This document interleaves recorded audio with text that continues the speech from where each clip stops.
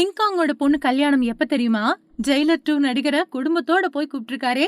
நகைச்சுவை நடிகர் கிங்காங்கோட பொண்ணு கல்யாணம் சீக்கிரத்திலே நடக்க இருக்கு. சினிமா பிரபலங்களை நேர்ல சந்திச்சு தன்னோட பொண்ணு கல்யாணத்துல கலந்துக்கிட்டு வாழ்த்தணும் அப்படின்னு கூப்பிட்டுக்கிட்டு வராரு.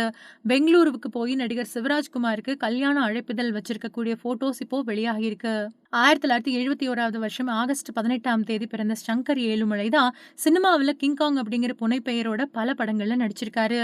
1988ல பாண்டியராஜன் பல்லவி நடிப்புல வெளியான ஊரை தெரிஞ்சுக்கிட்டேன் படத்தின் மூலமா தமிழ் சினிமாவில் அறிமுகமானவர் தான் நடிகர் கிங்காங்.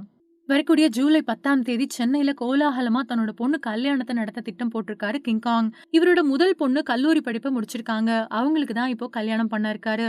2வது பொண்ணு போன வருஷம் 12ஆம் வகுப்புல தேர்ச்சி பெற்றதும் குறிப்பிடத்தக்கது. கிங்காங்க்கு ஒரு பையனும் இருக்காரு. கன்னட திரையுலகத்துல முன்னணி நடிகரும் ஜெயிலர் 2 படத்துல சூப்பர் ஸ்டார் ரஜினிகாந்த் கூட இணைஞ்சு நடிச்சவர் நடிகருமான சிவராஜ்குமார பெங்களூர்ல இருக்கக்கூடிய அவரோட வீட்டுக்கு மனைவி அப்புறம் மகள் கூட போன கிங்காங் பொண்ணோட கல்யாணத்துல கட்டாயமா கலந்துகிட்டு ஆசீர்வாதம் வழங்கணும் அப்படின்னு கேட்டுக்கிட்டாரு. சிவராஜ்குமாரும் கிங்காங்கோட அழைப்ப சந்தோஷமா ஏத்துக்கிட்டு முதல் ஆளா வந்துடுறேன் அப்படின்னு சொல்லியிருக்காராம். தமிழ்ல ஜெயிலர், கேப்டன் மில்லர் மாதிரியான படங்கள்ல நடிச்சிருக்கக்கூடிய சிவராஜ்குமார் சமீபத்துல கமலஹாசன் நடிப்புல வெளியான தக் லைஃப் படத்தோட இசை வெளியீட்டு விழாவிலையும் கலந்துகிட்டது குறிப்பிடத்தக்கது.